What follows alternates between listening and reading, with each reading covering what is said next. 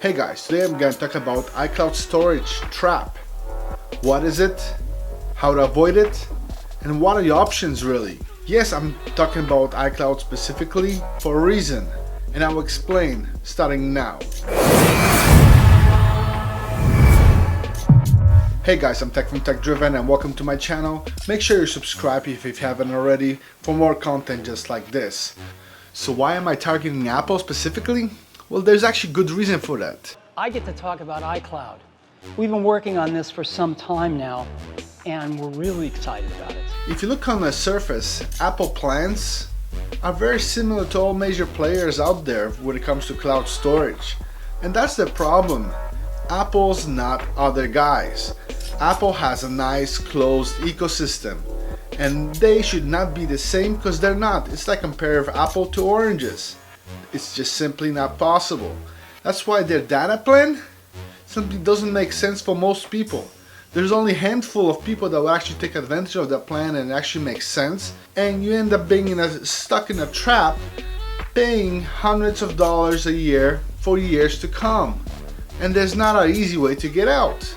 Also, if you have an older phone, then you're also probably okay with its data plan that's 50 gigabytes for $1. It's not that bad. $1 a month for a year, that's only 12 bucks. That's actually justifiable, and if any reason to get rid of it, download it, it's not a big problem. The problem comes in when you get to more space. So here where the problem lies. If you don't have the bottom line phones or older phones, your next step is 256 gigabytes. And as you notice with the data plan, it's only 200 gigabytes of storage. So that means if you get it, you can be fully protected with your backup. So the next step would be to get your 2 terabytes for $10 a month. But that's $120 a year. And that's where the trap starts. Once you get on the top tier 2 terabytes storage, there really isn't a way out.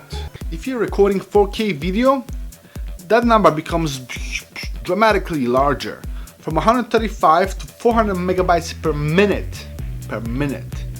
So imagine how fast you can fit up 2 terabytes.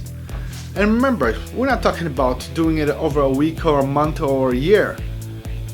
We're talking about filling it up within 2-3 years. And yes, it's possible.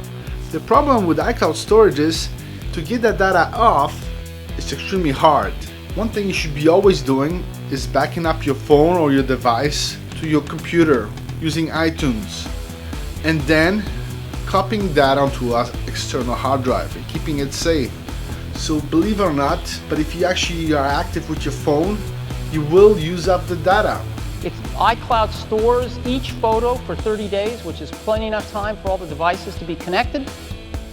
Devices store the last 1,000 photos, and again, you can just drag them to an album, they stay forever. And Macs and PCs store all photos. I would still keep iCloud because it's a good system in a way for those people that don't know how to back up, or they don't care about backing up as much. For those people that want to be completely PC free. iCloud is great for those people that don't know how to back up. It is. But iCloud itself has a lot of issues, a lot of major problems and flaws. It just works. And if you think that your data is really protected when you're storing it in an iCloud storage, it's not. Perhaps the servers are secure and they have redundancy to protect the data. However, your account, your specific account, still can get hacked, and somebody can just press delete and delete your stuff. So you definitely need a secondary backup, and your secondary backup should be the iCloud. So your options really are limited, but here's what you can do. You should always back up your iPad or your iPhone onto your local system. In this case, it would be your computer. Make sure you use your iTunes and back up regularly, weekly at least. Statistically saying, you will have at least one major data loss in your lifetime. So to save money, you can get external hard drive, 4 terabytes for about 100 bucks. And I'll have a link on the description below if you're interested. And that will sort of give you a nice backup system that's solid, and it's gonna be there no matter it's offline, so you cannot get hacked. Even if it gets damaged, it can probably get recovered in time. Works over Wi-Fi. One, you need the Wi-Fi. Second, you need the device to be on or charged.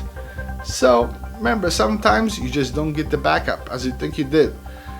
And of course, then there's video. If you create one big video file, it will take forever for it to back up, sort of killing your backup automatically. So whatever you do, do not get the 2 terabytes tier. Stick with 200 gigabytes or less. Make sure you back up to your Mac or your PC regularly. Keep that as your primary source for backup. Use iCloud as a secondary backup. This way, when it comes to time to archive your photos or videos, it's all going to be on a hard drive stacked away, and you can continue replacing that information with a new data. And iCloud can be just, you can press delete and just renew the whole thing versus downloading the entire batch. Your ISP is not going to be happy about that whatsoever. Not to mention it's going to take forever. We automatically do daily backups to iCloud over Wi-Fi. We back up your purchased music, apps, and books. We back up your camera roll with your photos and videos. We back up your device settings, and we back up your app data.